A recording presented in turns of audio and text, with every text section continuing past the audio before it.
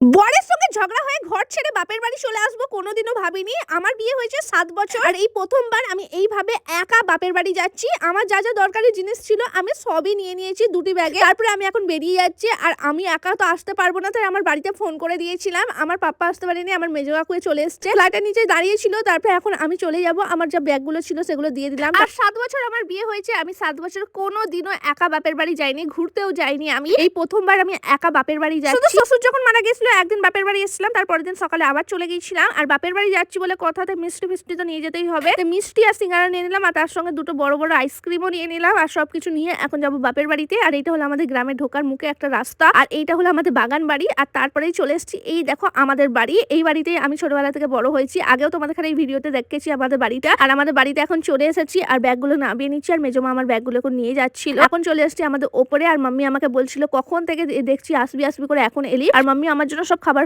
করে রেখে দিয়েছিল। আমি তো বাড়িতে কিছুই খাইনি। এখন বেজে গেছে ৫টা। ৫টার সময় আমি এখন ভাত খাচ্ছি। সারাদিন আমি কিছু খাইনি। মাম্মি অনেক কিছু করেছিল, আমার ফেভারিট মাংস করেছিল। আর এখানে মেজমা আলু পোড়াত করেছিল। আলু পোড়াটা আমার মেজমা দিয়ে গেল, তাই মাম্মি ওটাকে ছাড়িয়ে তারপরে আমাকে একটু ছেনে দিচ্ছে, কারণ আমার আলু ছানা খেতে অনেক ভালো লাগে। আর একটা মোচার বড়া খাচ্ছিলাম, মেজমা মোচার বড়া করেছিল, মাম্মি আমার জন্য রেখে দিয়েছিল। মোচার বড়া খেতে অনেক ভালো লাগে আমার। সারাদিন কিছু খাইনি, তাই এসে পেট ভরে ভাত খেয়ে নিলাম। খেয়ে দিয়ে তারপরে আমাদের ঘরের নিচেই এসে বসেছিলাম। আর এটা হলো আমাদের গ্রাম, আমাদের ঘরের সামনের জায়গা। আর অনেকে এখন খুশি হয়ে গিয়েছিল আমার বরের ঝগড়া শুনে, কিন্তু যারা খুশি হয়েছিল তাদের জন্য দুঃখের কথা, কারণ আমার আর বরের কোনো রকম ঝগড়া হয়নি। আমাদের এরকম টাইপের কোনোদিন ঝগড়া হয়ই না। আমার বরের একটা না কাজ চলে এসেছিল ইম্পর্টেন্ট, যেটা বরকে বাইরে যেতে হয়েছে, ২-৩ দিন লাগবে আসতে। আর আমি তো একা ফ্ল্যাটে থাকবো না, তাই জন্য বর বলেছিল বাড়ি চলে যেতে। তাই জন্য আমি বাড়ি চলে এসেছিলাম। যখন এসেছিল আর এসেই বরকে ফোন করলাম। আর ঘরে আমি তালা দিয়ে এসেছি, ঘরে বর নেই। আমি মজা করলাম। আর চোখের জলটা কিন্তু আমি চোখে জল দিয়ে করেছিলাম, আমি কোনো রকম কান্নাকাটি করিনি, জাস্ট এটা মজা করলাম। যারা যারা আমার শত্রু আছে, আমি ঘর ছেড়ে চলে এসেছি। আমার আর বরের ঝগড়া হয়েছে শুনে হয়তো অনেক খুশি হয়ে গিয়েছিল, কিন্তু কিছু করার নাই। আমার আর বরের কিন্তু ঝগড়া এরকম টাইপের কোনোদিন হয়ও না, আর হবেও না।